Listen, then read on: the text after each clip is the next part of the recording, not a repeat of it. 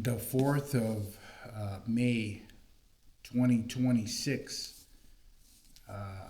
Monday morning.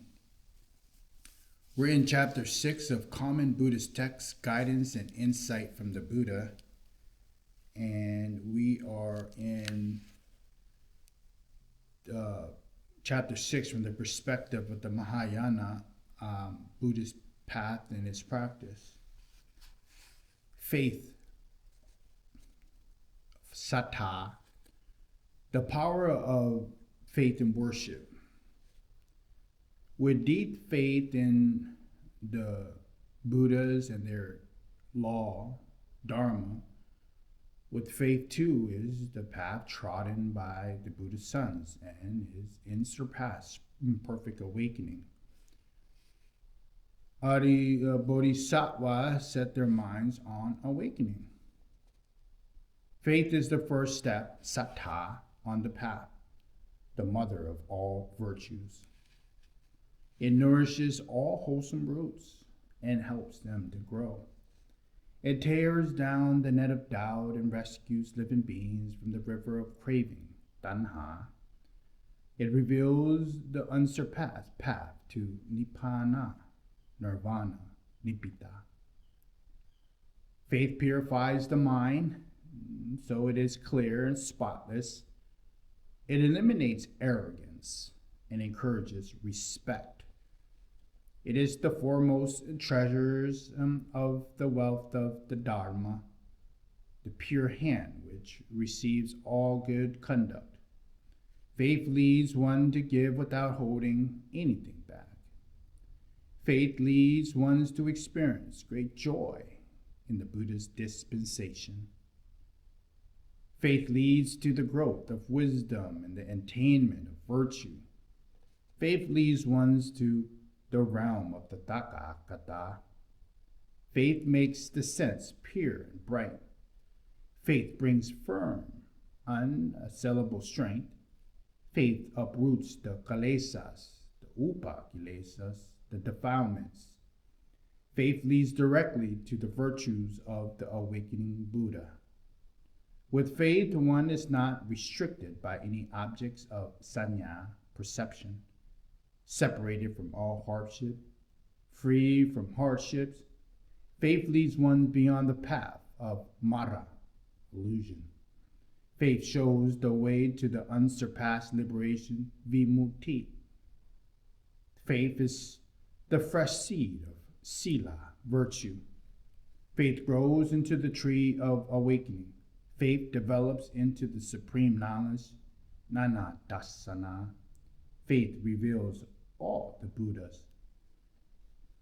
This can be cited in the Avatamsaka Sutra, Daso, Volume 10, Text 279.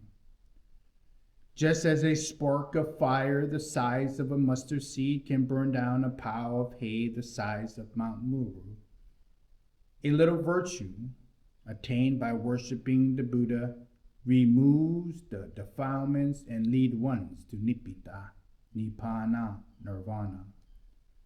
This can be cited in the Avatamsaka Sutra, Daso, Volume 10, Text 279. The Venerable Subhuti asks Gautama Buddha, how do Bodhisattvas, great beings, worship and serve all the Buddhas?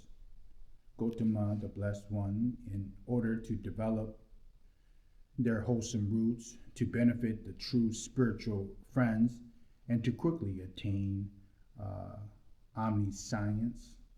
Gautama Buddha replied to Venerable Subhuti, a great being from the time when he first sets his mind on arihatship, awakening, worships and serves the awakened Buddha, the Blessed One.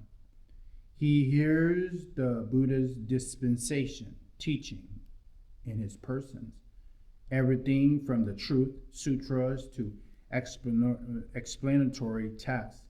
He bears what he has heard in mind, rereads it repeatedly, and reviews it again and again so that he becomes familiar with it. When he is familiar with it, he reflects upon its meaning. When he has discerned the profound meaning contained within these texts, he masters the dharanis, the unimpeded liberation which assures the attainment of unsurpassed perfect awakening then arises. After that, whether he is born, he will never forget what he has heard. He will never lose the teaching of the true Dharma.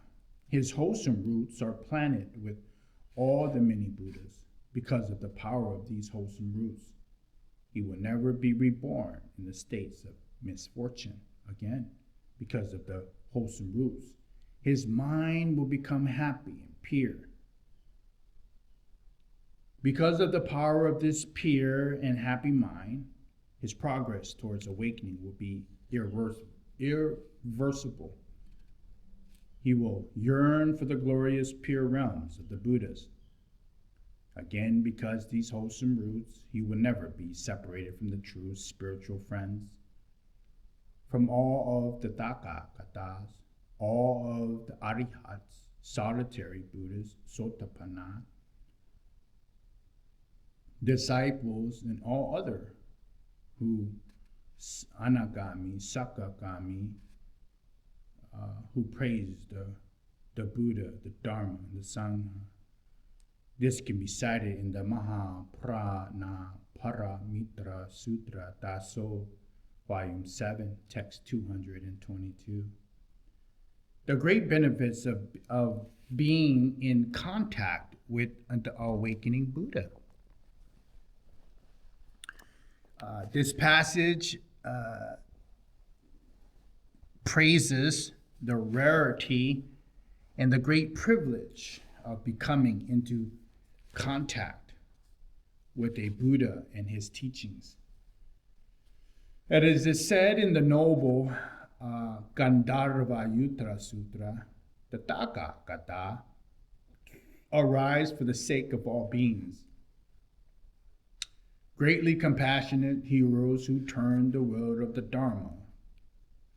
How can all beings repay the Buddhas who have been intent on the welfare of living beings for countless hundreds of eons? It is better to roast in the three terrible states of misfortune for countless eons than not to set the teacher who founds all the Sanghas. When one sees the Buddha, the best of men, all transgressions are destroyed. One who reaches awakening increases his beneficial karma influentially.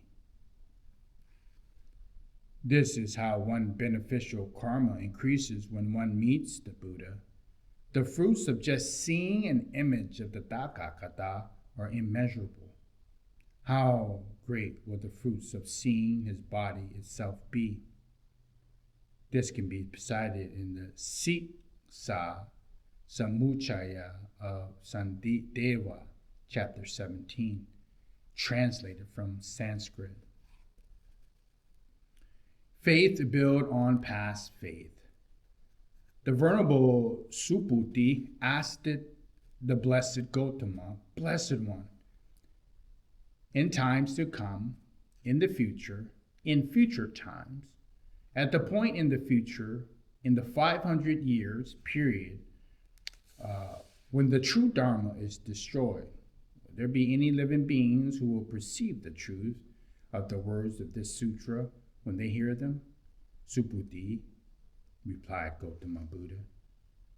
In times to come and in the future, great beings with many good qualities, moral and wise, who will perceive the truth of the words of this truth, sutra, when they hear them, those beings, Subhuti, those great beings will not have worship only one Buddha. They will have planted wholesome roots with only one Buddha. Subhuti, those great beings will have worshipped many hundreds of thousands of Buddhas planted wholesome roots with many thousands and thousands of Buddhas. They will attain one-pointed clarity of mind when they hear the words of the sutra. The Tathagata knows these Subhuti. With these Buddha knowledge, the Tathagata sees these Bodhisattvas, Subhuti. With his Buddha eye, the Tathagata, Subhuti, is awakened to these. This can be cited in the Vachachetika Prana Paramita Sutra, section 6, translated from Sanskrit. Going to the refuge to the Buddha, the Dharma, and the Sangha. How one should express devotion to the three refuges, or the Taratanatai. This passage holds that a lay person should take the three refuges by practicing so as to develop the qualities leading to Buddhahood, respecting and drawing on everything they do with the law of Dharma, and respecting all the other Buddhist sects, especially monatistic monks and bhikkhunis, while not wanting to work at their level of practice. How should a householder go to the refuge to the Buddha? He should think, I wish to acquire a Buddha body adorned with the 32 bodily characteristics of the Buddha. I will acquire the wholesome roots necessary to develop the 32 characteristics of a great man. In order to develop these marks, I will apply myself with vigor. This householder is how a householder should go to the refuge to the Buddha. How should a householder go to the refuge to the righteous Dharma? Householder. The householder honors the righteous Dharma and those who teach the Dharma. He supports the Dharma. He yearns for the Dharma. He delights in the supreme pleasures of the Dharma. He helps the Dharma. He dwells in line in the Dharma. He bears the Dharma in mind. He protects the Dharma. He stands firm in the Dharma. He praises the Dharma. He dwells practicing the Dharma. He causes the Dharma to grow. He requests the Dharma. He takes the Dharma as his strength. His arms himself with weapons of the Dharma. He devotes himself completely to the Dharma. He thinks, when I have attained unsurpassed perfect awakening, I will spread the true Dharma equally to all humans, gods, and demigods. This householder is how the householder should go to the refuge to the Dharma. Householder. How should the householder go to the refuge to the Sangha? Householder. When one sees a stream enterer, a once returner, a non-returner, an adihat, or an ordinary person who practices the vehicle of disciples, he honors them all. He immediately stands up to welcome them, salutes them with kind words and sweet voice, paying respects to them by walking around them, always keeping them to his right. He should think, when I have attained unsurpassed perfect awakening, I will teach the law of Dharma, so that others may develop good qualities. Although I honor them, my heart does not dwell among them. This householder is how the householder should go to refuge, to the Sangha.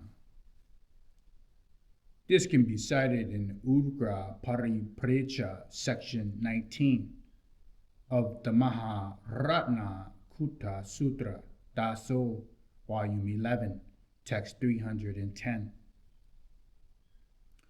Why are there three refuges? Son of a good family, it is in order to eliminate dukkha, suffering, to eradicate defilements and to attain the unsurpassed bliss of Nibbita, Nibbana, Nirvana, that one goes to the refuge to the Buddha, the Dharma, and the Sangha. The Buddha is one who taught the way to eliminate these upakilesas, defilements, that causes suffering. The Dharma is the ultimate vimukti, liberation, the elimination of the defilements, cause of dukkha, suffering.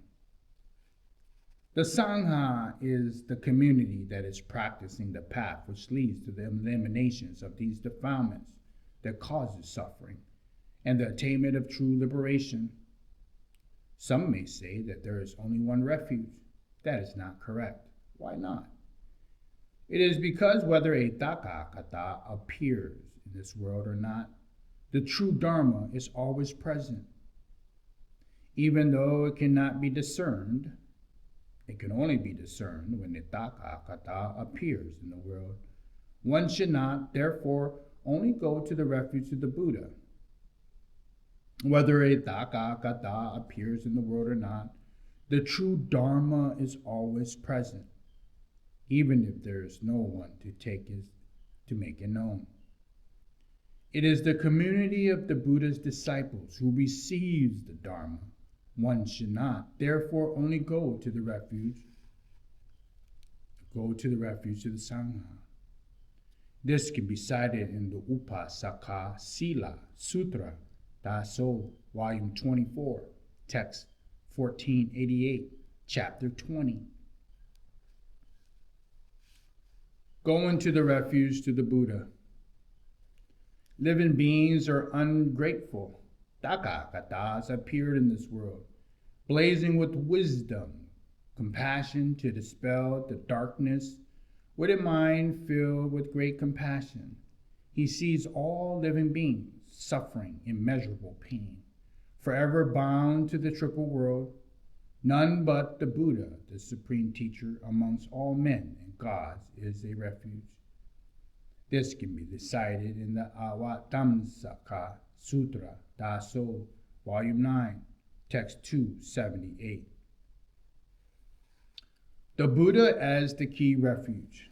In this passage, Queen Srimala says to the Buddha that the highest refuge is the Buddha, the Tathagata, for it is from going for refuge to the Buddha that one then goes to the refuge to the Dharma, the Sangha. The Sangha is made up of those of all various Buddhist paths that look to the Buddha, the Dharma. It is the path to attaining the Dharma body of the Buddha. The Tathagata refuge encompasses the other two and is timeless ultimate reality.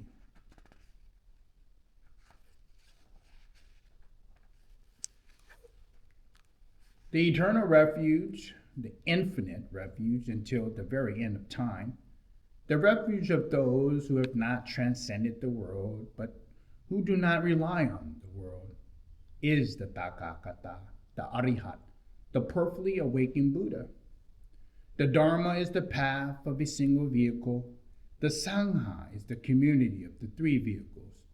These two refuges are not ultimate refuges.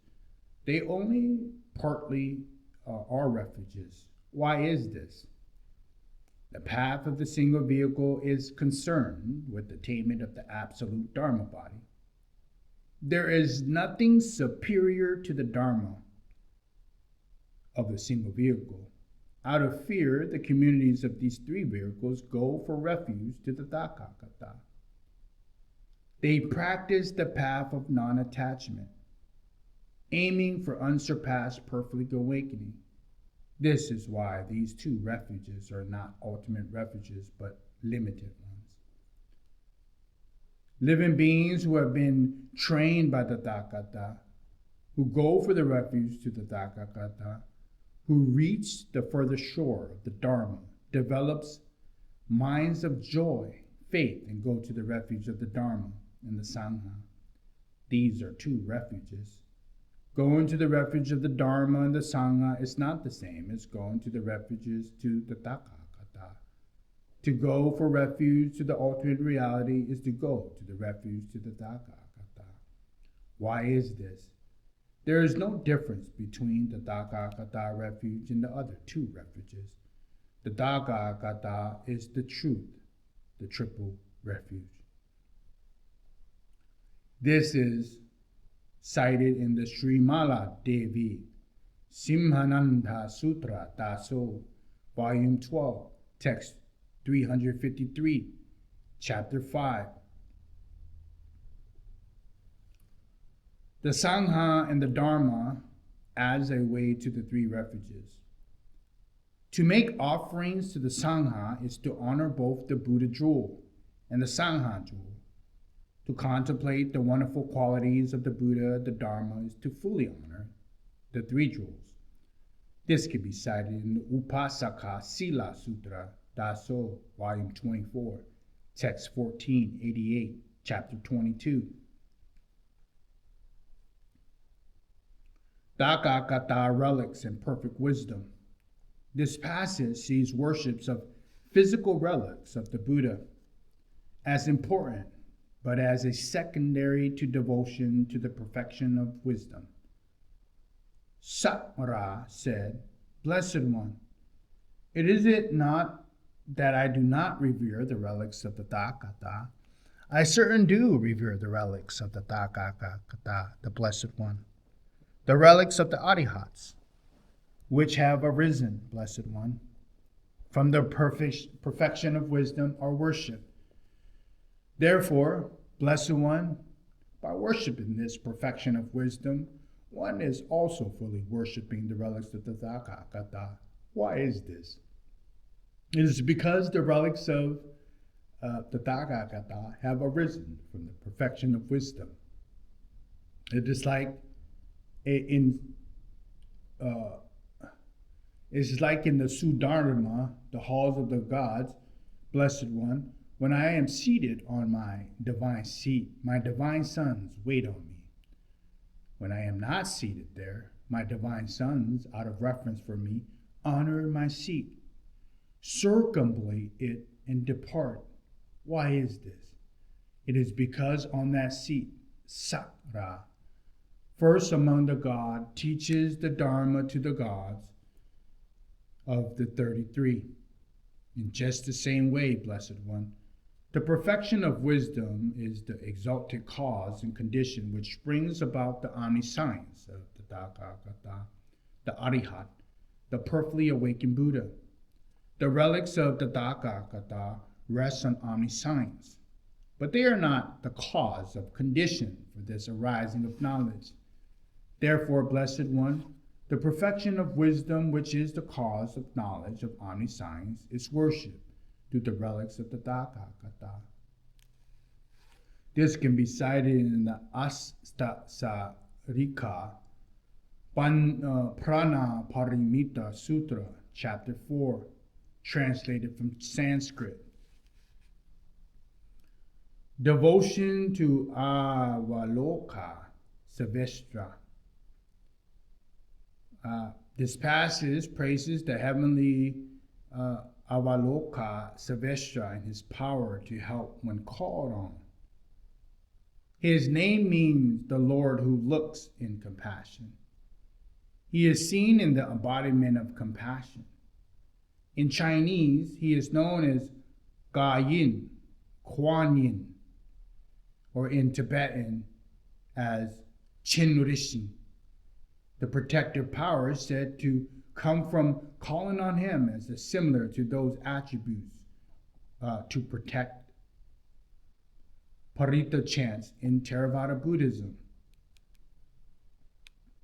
The wondrous power attributed to the recollection of Avalokitesvara, such as fires going out, swords breaking, can perhaps be seen as poetic ways of referring to the power of compassion, the change of hearts and actions.